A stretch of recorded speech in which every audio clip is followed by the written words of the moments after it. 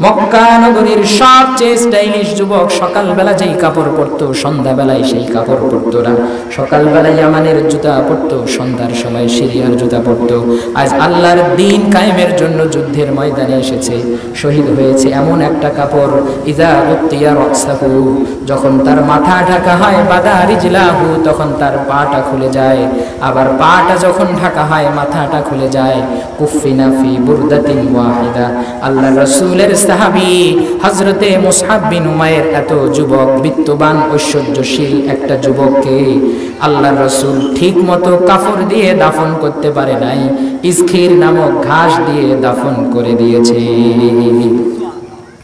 আল্লাহর রাসূল সাল্লাল্লাহু আলাইহি ওয়াসাল্লাম বলেন, লাম্মা উসিবা ইখওয়ানুকুম বিয়াউমি উহুদ, উহুদের প্রান্তরে তোমার ভাইরা যখন আল্লাহর দ্বীন কায়েমের জন্য জীবন দিয়েছিল, আল্লাহ রাব্বুল আলামিন জাআলাল্লাহু আরওয়াহাহুম ফি তায়রিন খুদরিন, আল্লাহ রাব্বুল আলামিন সবুজ পাখির মধ্যে এদের প্রাণগুলোকে ঢুকিয়ে দিয়েছে। তারিদু আনহারুল জান্নাহ, জান্নাতের বিভিন্ন নদীর মধ্যে এই সমস্ত আল্লাহর রাসূলের সাহাবী সবুজ পাখি হয়ে জান্নাতের নাজ নিয়ামত ভোগ করে।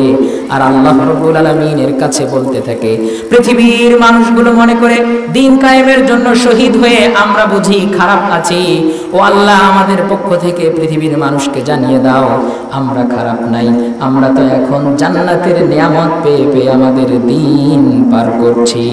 বলি সুবহানাল্লাহ।